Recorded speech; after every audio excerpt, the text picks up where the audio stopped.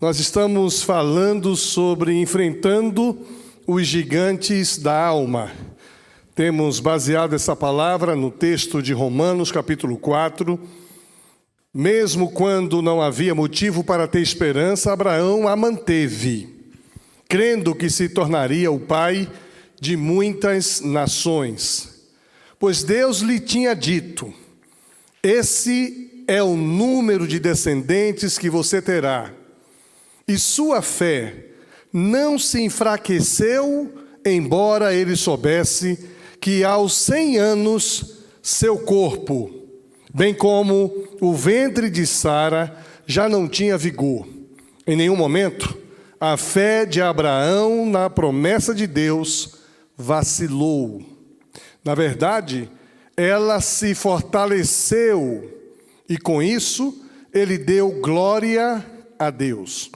Abraão estava plenamente convicto de que Deus é poderoso para cumprir tudo que promete. O nosso desafio é estarmos convictos disso também. O nosso Deus é poderoso para cumprir tudo que promete. E nós falamos quarta-feira passada que estamos em meio a uma guerra. Estamos lutando uma guerra. Em tudo o que a gente imagina conquistar, nós precisamos batalhar. Os gigantes que hoje nós enfrentamos têm outros nomes. Os gigantes de hoje, a gente poderia dizer que é a ansiedade, o medo, o pânico, o orgulho, timidez, impaciência, cobiça, inveja, depressão, lascívia, extravagância, vaidade, vício, preguiça, procrastinação, ira, amargura, maledicência, solidão, o passado de muita gente, a culpa, o sofrimento, e alguns temem outras pessoas, o temor ao homem. A pergunta que a gente fez: qual tem sido o gigante que você tem enfrentado?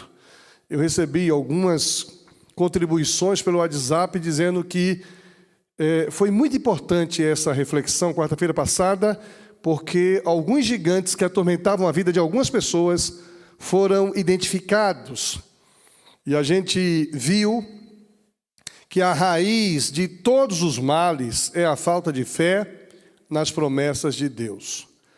Todos os nossos gigantes nascem da incredulidade do coração. Quando o nosso coração não acredita, o gigante ganha corpo, ganha espaço.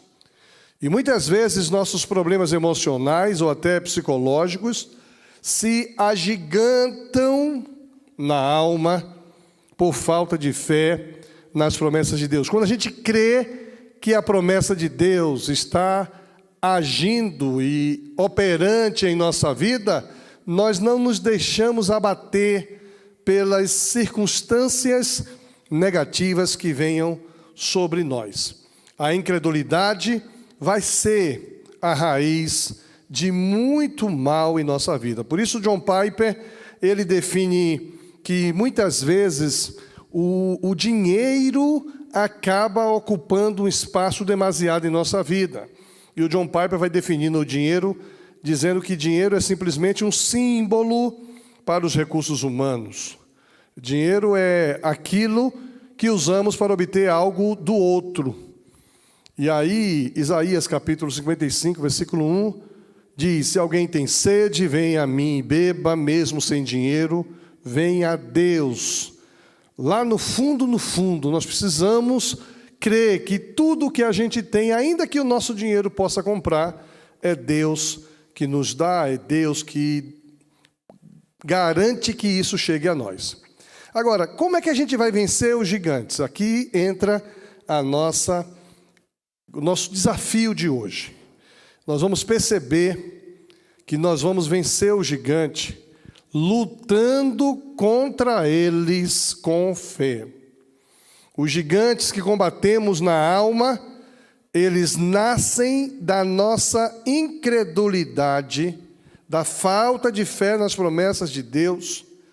Então, para que a gente possa vencer os gigantes, precisamos crer crer que nosso Deus vai honrar, vai cumprir a sua promessa, a promessa de que está conosco, a promessa que nos fortalecerá, que nos dará a vitória. Quando os gigantes nos amedrontam, falamos a semana passada, eles paralisam.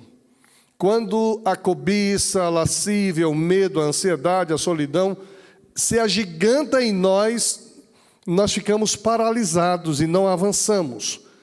Então, podemos resumir a proposta central de hoje: nós combateremos os gigantes na alma quando combatemos a incredulidade. Então, a gente precisa combater a nossa incredulidade. A gente cantava um hino muito famoso: o mestre e o mar se revoltam, as ondas nos dão pavor. Mas quando esse hino que vai falar exatamente daquele momento em que Jesus está dormindo na beira do barco e o mar está agitado e os discípulos acordam Jesus, eles canalizam a sua fé em Jesus. Mestre, não se te dá que morramos? Mestre, será que o Senhor não se importa que a gente morra? Jesus então levanta, repreende o mar e corrige o mal-estar. Quando a gente enfrenta os gigantes de nossa alma, seja ele qual for, o medo, a cobiça, a incredulidade, a lascívia, os complexos emocionais, se a gente canalizar nossa esperança para Jesus, para o Senhor, e clamar o nome do Senhor: mestre, o Senhor não está vendo que esse negócio está me angustiando? Então, a gente precisa entender o que é que esse texto de Romanos, capítulo 4, está querendo nos ensinar, para dizer que a gente vai vencer a incredulidade pela fé. Então, esse texto nos ensina algumas lições importantes. Primeira lição é que a fé considera, inclusive, os problemas do presente. A fé não ignora os problemas que nós estamos vivendo. A fé leva em conta as dificuldades, as limitações. A fé de Abraão, o texto deixa bem claro qual é o problema de Abraão, qual é a dificuldade de Abraão, qual é o gigante de Abraão. Abraão, aos 100 anos de idade, recebeu uma promessa. E isso é impossível para nós humanos. Com 100 anos de idade, ele seria pai. Pai biológico. Poderíamos ser pai emocional. Ele seria pai e a mulher dele seria mãe. Sara teria condição de trazer à luz uma criança. O texto não desconsidera a promessa feita a Abraão. A resposta de Abraão, no entanto, Paulo vai dizer, escrevendo aos irmãos de Roma, no capítulo 4, 19, que a fé de Abraão não se enfraqueceu, parecendo ser impossível. Então, a fé considera as dificuldades. A experiência de Abraão nos dá conta de que a fé jamais deixa de considerar os problemas do presente. Quem tem fé não ignora os problemas. Quem tem fé enfrenta os problemas. Quem tem fé não pensa que nunca terá problemas. Eu tenho Deus na minha vida, portanto não terei problemas. Não é isso. Não temerei é diferente. Terei, porém não temerei. Terei problemas, terei dificuldades, porém não temerei dificuldades, porque Ele está comigo. Ele está comigo. Quem tem fé não acha que os problemas serão todos resolvidos num passo de mágica. Quem tem fé não pensa que os problemas serão resolvidos de uma hora para outra. Então, quem tem fé tem uma postura diferente disso, né? Quem tem fé considera os problemas do presente como uma oportunidade de glorificar a Deus. Quem tem fé, nós estamos travados ali nesse tema, né? Já estamos lá na frente, né? Quem tem fé, não sei se vocês estão passando aí a transmissão, mas eu estou lá na frente dizendo o seguinte, que quem tem fé considera os problemas do presente como uma oportunidade para que Deus seja glorificado. Eu não sei por que esse problema está me atormentando, mas eu sei uma coisa, Deus será glorificado. Deus será exaltado. Por exemplo, Deus nos criou para o louvor da sua glória. Quando a gente tem consciência disso, a gente vai querer glorificar a Deus em tudo que somos e em tudo que fazemos. Fomos salvos para a glória de Deus. Nós não fomos salvos para encher o nosso ego de vaidade, não. Somos desafiados a viver para a glória de Deus. Será que o meu falar, o meu decidir, o meu proceder glorifica a Deus? Tudo que somos e fazemos deve ser para a glória de Deus. Pois o texto diz em Romanos 11:36, pois todas as coisas vêm dele, existem por meio dele, e para ele são todas as coisas. Por isso o texto continua dizendo, a ele seja toda a glória para sempre. Amém. Quando olhamos para a história de Abraão, em Romanos 4, descobrimos que a fé considera até mesmo o problema que a gente vive no presente. Mas esse problema resultará na glorificação de Deus. Aí a gente vai entender um pouquinho daquilo que aconteceu quando os discípulos de Jesus viram uma pessoa enferma, e aí eles perguntaram, quem pecou? Ele ou seus pais? E Jesus responde, nem ele, nem seus pais. Essa enfermidade é para a glória de Deus.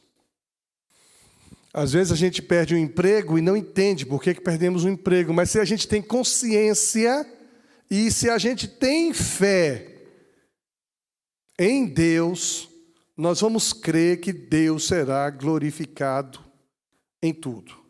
Por isso aquela promessa que diz que todas as coisas, boas ou ruins, todas as coisas concorrem juntamente para o bem daqueles que amam a Deus. E a gente faz sempre esse exercício, né?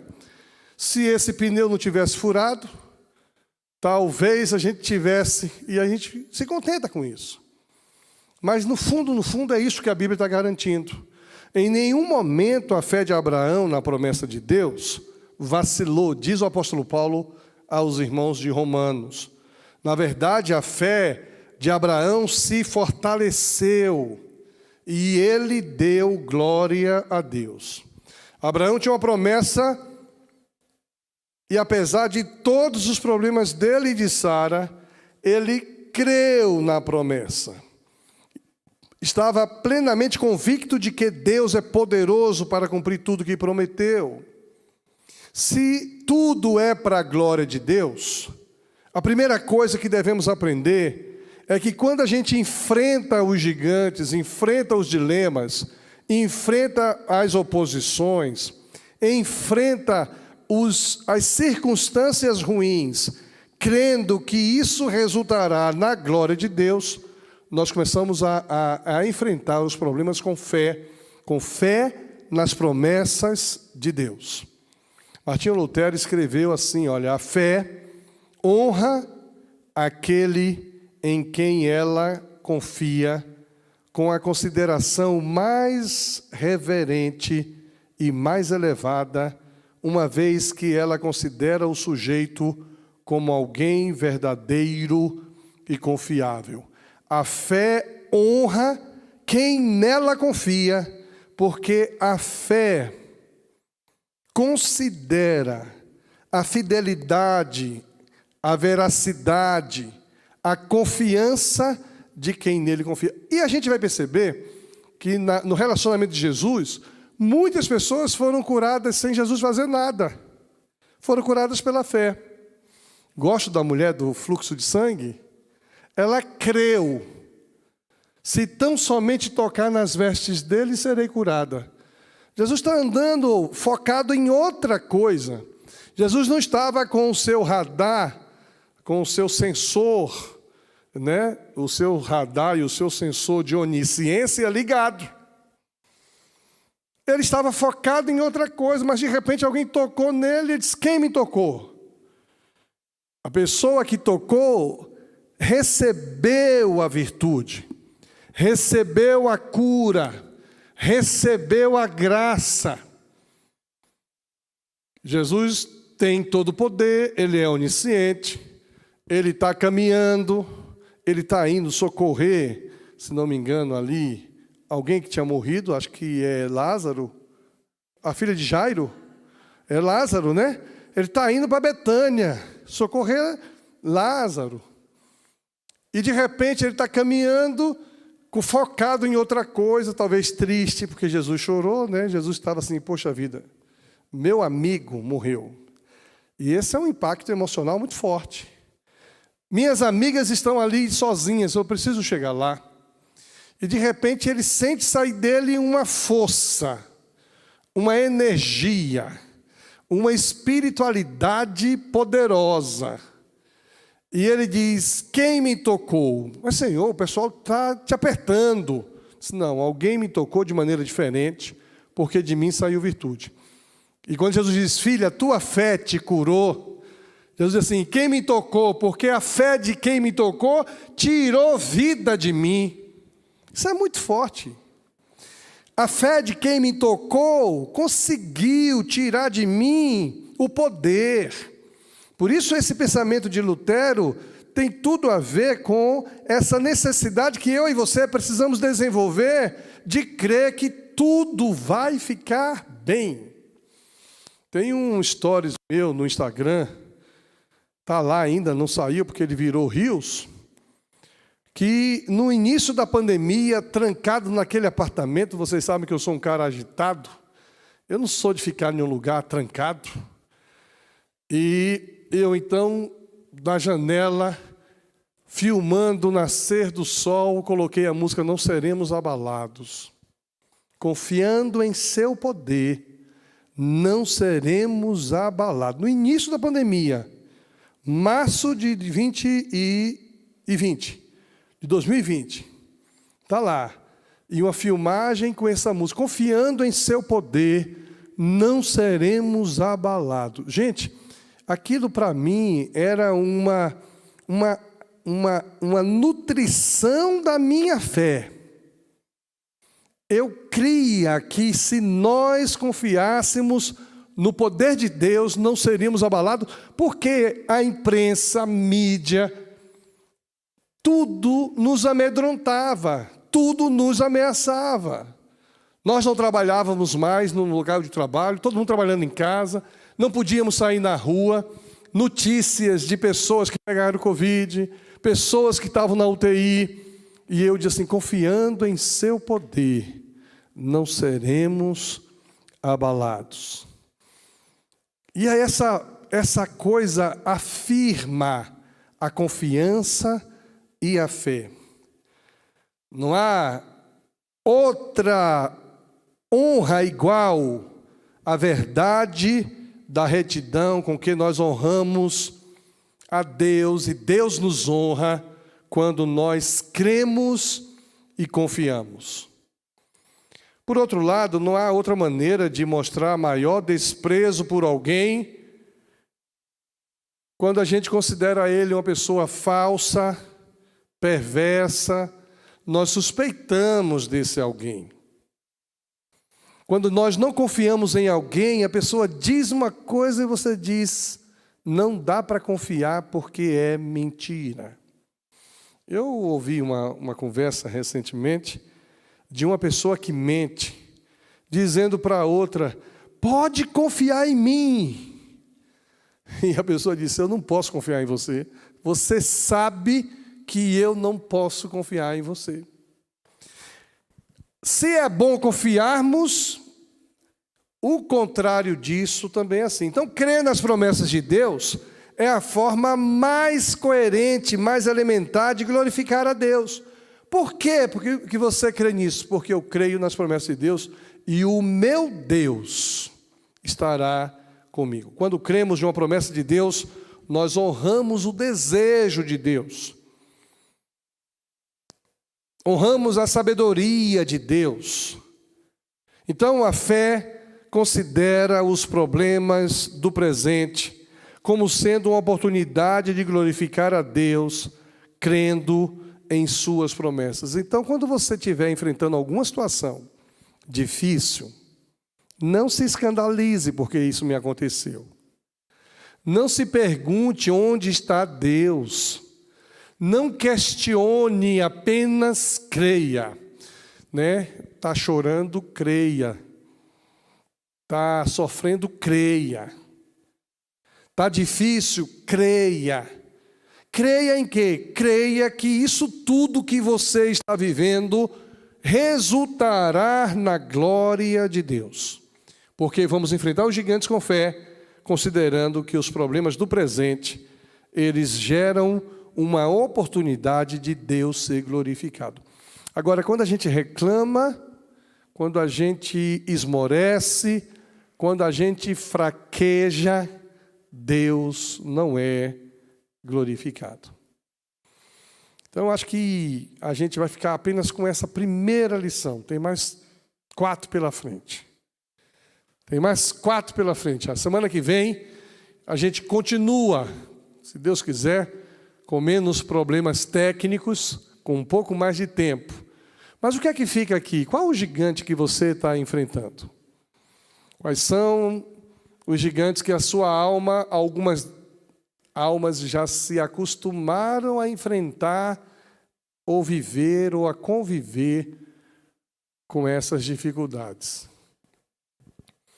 Eu gosto de uma ilustração que diz assim que a gente vai em um zoológico ou em um circo, e ali a gente vê um elefante enorme, grande, preso em uma correntinha frágil.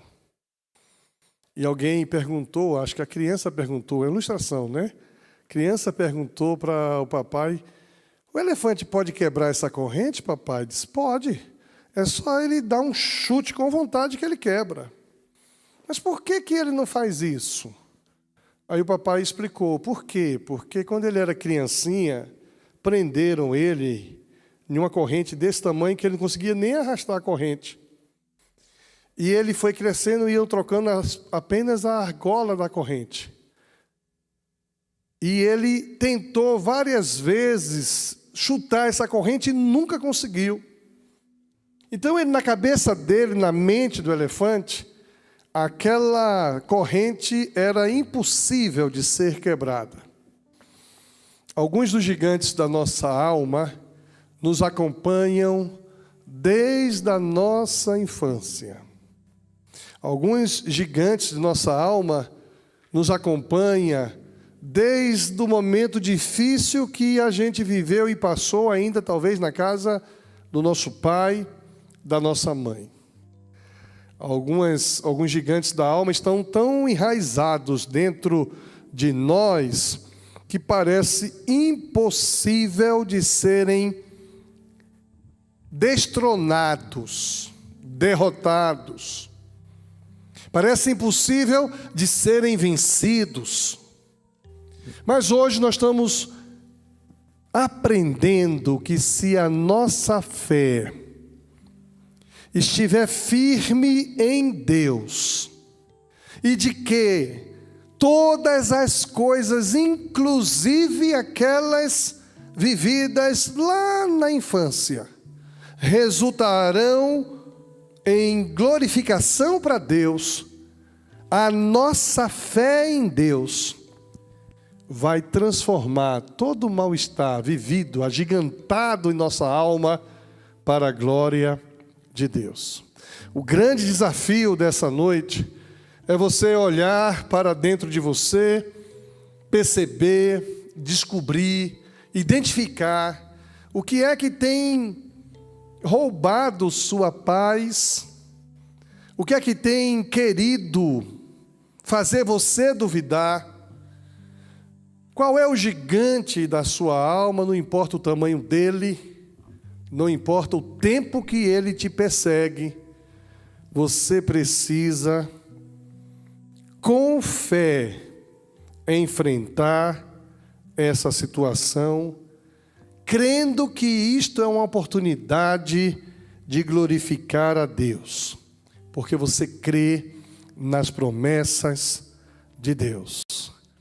Deus vai ser glorificado em minha vida e eu não serei abalado, porque maior é quem está em mim do que quem está no mundo.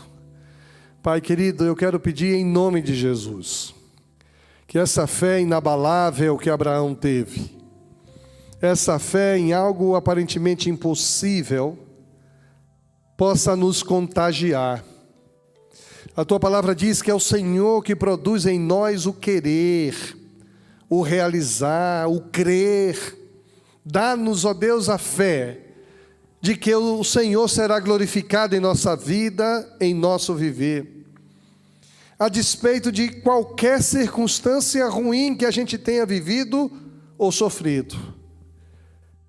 Apesar das dificuldades que estamos vivendo no presente, nós cremos no Senhor, que o presente resultará na glorificação do Teu nome, porque nós fomos criados, salvos, remidos para a glória do Senhor.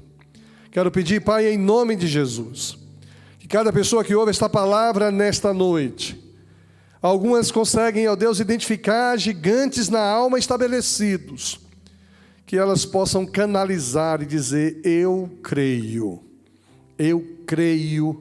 que a minha vida glorificará o Senhor, apesar dos gigantes que me acompanham. E eu creio que o meu Deus está comigo. O meu Deus tem todo o poder.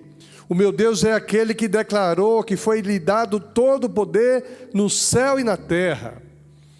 O meu Deus, que é aquele que é o meu pastor, e nada me faltará. Esse Deus que garante estar comigo.